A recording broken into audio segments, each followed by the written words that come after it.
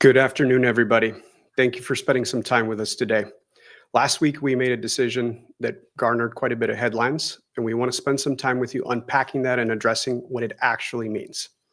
And I can appreciate the cynics who want to brush off our position simply because we're a large brokerage. But let's be honest, if we were acting purely as capitalists, we'd be on the other side of this argument. Given our size and scale, we benefit most from closed networks. I invite you to consider who the message is coming from. I am actually a licensed broker who spent over 15 years of my life at kitchen tables, counseling homeowners, driving buyers around in my car, helping them achieve the American dream of homeownership. That dream remains the single greatest driver of net worth in this country. I also served as the president of a national trade organization committed to advancing sustainable homeownership through advocacy that has had a long, reputable track record for fighting for homeowners' rights. Meanwhile, the loudest voices behind the so-called seller choice movement come from a company born out of greedy venture capital who has purchased all of its growth without a sustainable business model or a clear path to profitability. And now, in a rush to appease Wall Street investors, they're pushing an agenda that runs clearly counter to consumer best interests. So let's kick it off today, Holly. Thanks, Leo. I think what's so important about understanding where we're at is knowing that the decisions we make today will ultimately impact consumer trust as we go forward. And it's critical that we do this together. But in order to understand where we are, we have to go back to where we were and how we got here. If you look back to the early 2000s and the rise of the internet and brokers really embracing that opportunity to share listings on their own websites, it became so important in local markets to have that virtual reach. But what became anti-competitive out of this was brokers excluding others in the MLS from sharing listings. As a result, the Department of Justice came forward and sued the National Association of Realtors. Ultimately, they came to an agreement in 2008 and allowed for equal access to MLS data for all brokers. Now, going forward, we had a lot of calls from brokers and agents across the country really seeking to have more access. And that provided for the Clear Cooperation policy that was launched in 2020. Now, in the last 12 months, there have been a lot of critics of this policy, particularly, as Leo said, self-serving of their own interests. As a result, the National Association of Realtors created a new status that would allow for delayed marketing in hopes of appeasing these critics. But most recently, we saw Zillow and Redfin come forward and saying access to listings is critical in service. It's service to all, including the consumer. So when we look back to 2008 and that VOW policy, it absolutely paved the way for our innovation, competition, and consumer choice. And let's be real, consumer choice is equal for both sellers and for buyers. eXp wouldn't be who we are without that innovation and collaboration. And it's critical to understand how we go forward. So as professionals, let's talk about what this means to you. 2008, the DOJ said you cannot hide listings from competitors or buyers online, and Zillow, Redfin are saying the same thing in 2025. So Leo, let's talk about what this actually looks like. Seller choice has existed. Office exclusives are absolutely that pathway for sellers who maybe need a bit more privacy. They are in the process of readying their property for market. But what's key about this policy is the listing's not shared outside the brokerage. There's no sign, there's no social media, there's no broker broadcast of what's going on. It is in a held closed network. And that's provided for seller choice. It's very important to understand that we've been doing this for years. eXp has office exclusive technology in a separate system, but it is not a business model.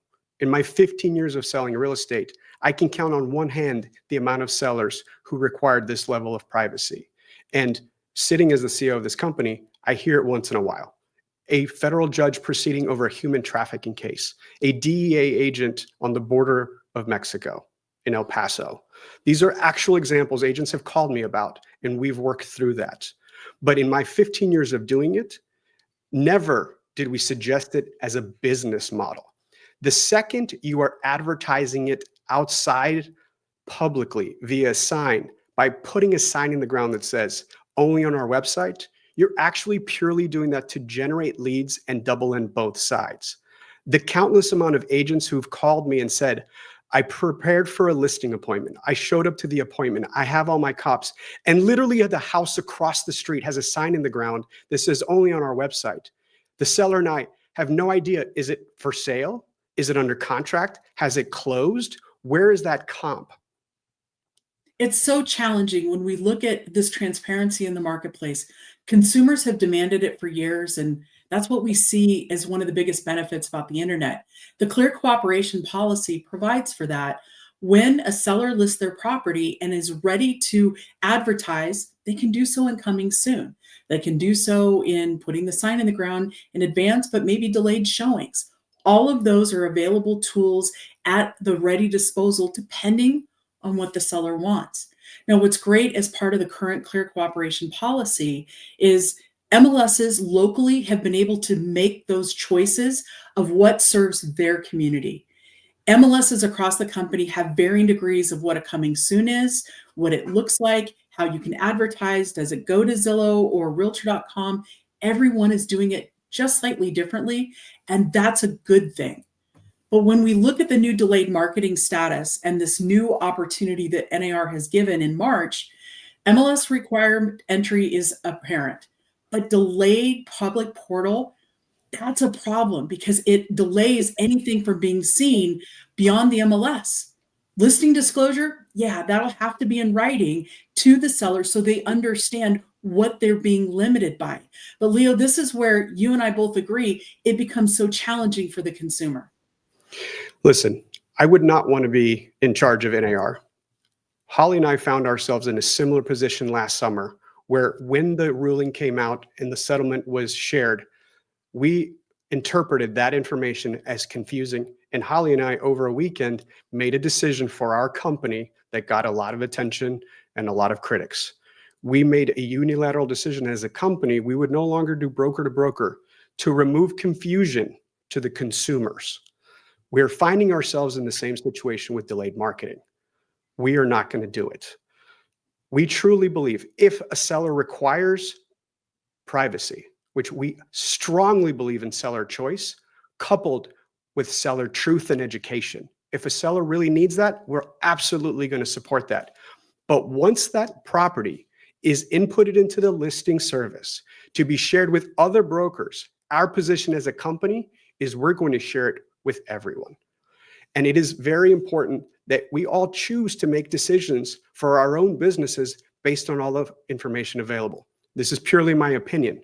But many years from now, or a couple of years from now, when there is class action litigation against our industry, it'll be because of a flow chart that shows that you had to be a member of an association or an MLS to get access to the data that was not made publicly available, and we're just not going to participate in that mess.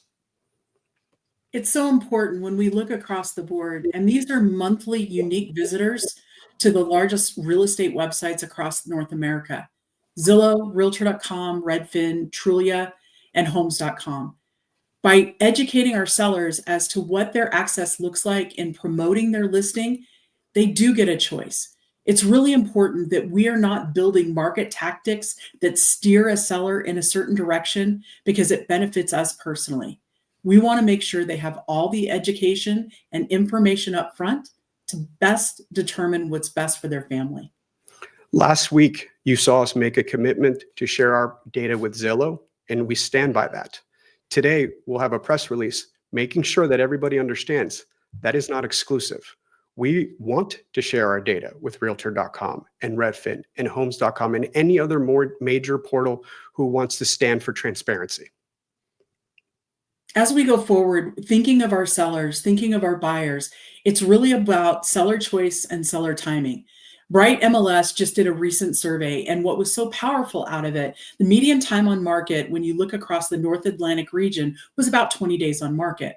But what was interesting, those homes that started maybe as an office exclusive, 9 out of 10 of them actually went to the MLS. But the game changer here was days on market increased. Sellers should be aware that if they don't have that power of the punch right out of the gate at first time of listing when the sign goes in the ground, they may be sitting longer. And what Bright MLS found is it was up to 37 days. So as a result, when you and I are having conversations with sellers at their dining room table, the education of the choices they make and how it impacts their family is critical. We want to empower sellers and not restrict buyers, because the other piece of this comes down to fair housing. 91% of buyers want access to all the listings. Anytime we limit access, it limits opportunities. As we work with communities across the country, it becomes more and more important that we have advocacy. See, buyers should have a choice in the agent they choose to work with. And by having information out on the public portals, they're able to do that. They're able to choose the agent who is best for them, that they negotiate a fee with, and they can go and work with in buying that property. We're not able to see that, unfortunately, in countries not like the US. And this is where it's so important, Leo, our breadth of understanding of what it looks like internationally, you have the best handle on. Our position is slightly different than our competitors because we operate in 23 countries outside of the US and Canadian system. I personally just sold my parents' house in Belize last year in order to relocate them to be closer to their grandkids. It took us 4 years and 5 different brokerages before we will execute a purchase agreement. We had to rely on the buyer to type in the perfect word combination into a Google search bar so the individual listing agent's WordPress website would come up. And then the buyer had to call my listing agent and show him the property because there's no buyer agency. Furthermore, after a very painful process, because it takes forever to get a new bank loan since comps aren't readily available, I was charged a 10% commission. Complexity and lack of information makes things worse. We operate in all over continental Europe. We're the second or third largest brokerage in the UK, depending on the month, depending on transaction count. Let me paint you a picture. It is not cheaper to sell homes over there because there is a cost for eyeballs gatekeeped by multi-billion-dollar companies. The single largest portal in the UK is called Rightmove, and they bill us £50 per month per listing that's active on their portal. Last quarter, in September of 2024, Rightmove rejected a $6.2 billion cash offer from Australia's #1 portal called the REA Group. For context, the UK roughly had 1.1 million transactions, a fraction of the amount of transactions that took place in the United States. I spent time in Europe last year with our European operations, and the sales rep for Rightmove looked me dead in the eye in London and said they were going to raise my rates 10% year over year forever because they can. There is no form of competition over there. And that's the world we're looking at if we do not cooperate in this country. Let me paint you a picture of what this could look like. According to the 2025 T360 Real Estate Almanac, we don't quite appreciate the size of some of these organizations. Anywhere has 7 brands representing roughly 180,000 agents. Keller Williams has 145,000 agents in the United States. We sit number 3 at 65,000 agents in the United States. Berkshire Hathaway Home Services, between its affiliate franchises and company-owned stores, has 64,000 agents in the United States. RE/MAX comes in 5th with 51,000 agents in the United States. Let those numbers sink in. These 5 entities represent 37% of all the listing inventory in the United States, and 33% of the agents belong to them. If we go down a little bit further, Let's look at the top 10 companies. Just the top 10 brands/companies represent 45% of all the listing inventory and 37% of all the licensed agents. Let's paint a picture where we all go to walled gardens at private exclusives with some nonsense marketing strategies. We can no longer go on the market because we've all chosen to go off the market. This is a fair housing disaster that hasn't been seen since the 60s when the 1968 Federal Housing Law was passed. The repercussions are uncalculable. Imagine a world where you can't pull comps to refinance your house and have access to your equity. In South America, where I grew up, your down payment is 50% because the banks can't reliably understand the value and the liquidity of that market. And if we want to talk about antitrust, if one company controls 30-40% of the market in your town, forget negotiating a fair rate because there is no compensation. If a company is hoarding inventory in any market, all the transparency goes away. It's so critical when we start to look at how we put the sellers first. So I wanted to share with you our policy. It's important you hear from us and not others that they think they know. Our goal is full access with seller control. Always. That's who we are. We are at the forefront of taking care of our clients. So all of our listing agents, we're going to follow seller instruction. We educate consumers on their choices because, again, we are not building market tactics to steer. We are focused on the choices they have and what it means to their family. Office exclusives, absolutely. As Leo said, we do have them. We've had them for several years. And honestly, it came out of because we saw several MLSs go down. We wanted the ability to send our listings directly to Zillow and Realtor.com in the event that there were more MLSs that went down, and we wanted to make sure our sellers could still do what they needed to do and move on with their lives. Also, that buyers had a fair shot to understand what was going on. See, at eXp, we're going to give that choice. It's the sellers, and we will guide them on what that looks like. But also, if they choose to go on the MLS, we recognize that it is critical to do full syndication immediately. And so as a result, we will not be doing withheld listings from going to syndication. As a result of NAR's updated policies, in March, they came forward and created this new status.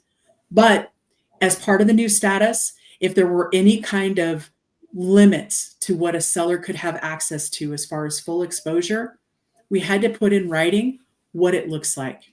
So we have drafted a form to fully disclose this. Now, we recognize that the rule went into effect in March, and many have until September 30th to actually, as far as the MLSs, choose how long that delayed status for IDX feeds should be. We're not waiting.